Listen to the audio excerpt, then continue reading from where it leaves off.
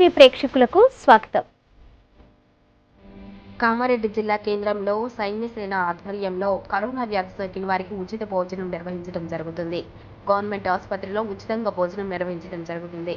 Corona సోకిన వారికి ఉచిత భోజన సదుపాయాలు కల్పిస్తున్నాం. ఇది సేవ చేసే దృక్పథం చేస్తున్నాం. సైన్య సేన యువకులమైన మేము ఎవరి సహాయ సహకారం లేకుండా సేవలు చేస్తున్నాం. వాలాంటి యువకులను రాజకీయ నాయకులు కానీ వేరే ఇతర వ్యాపారస్తులు కానీ వారి యొక్క సహాయ సహకారాలు మాకు అందిస్తే కనుక మరింత ప్రజలకు భోజన సదుపాయాలు కల్పించేందుకు మీ యొక్క సహాయ సహకారాలు ఉండాలని కోరుతున్నాం. కామారెడ్డిలో ఎక్కడైనా సరే ఎవరికైనా భోజనం కావాలంటే మాకు సంప్రదించండి. మీ ఎర్రోళ్ళ నరేష్. సైన్య సేన యువకులు కరోనా కష్టకాలంలో కూడా ప్రాణాలకు తెగించి కరోనా సోకిన వ్యక్తులకు ప్రభుత్వ ఆసుపత్రిలో ఉచిత భోజన సదుపాయం కల్పించాం.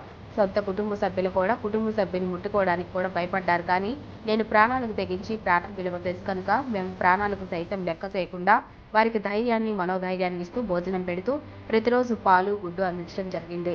ఏ ఒక్క నాయకులు కానీ వ్యాపారస్తులు కానీ సేవలు బాగానే చేస్తున్నారని ప్రశంసించారే కానీ వారి యొక్క సహాయ సహకారాలు అందించలేకపోయారు.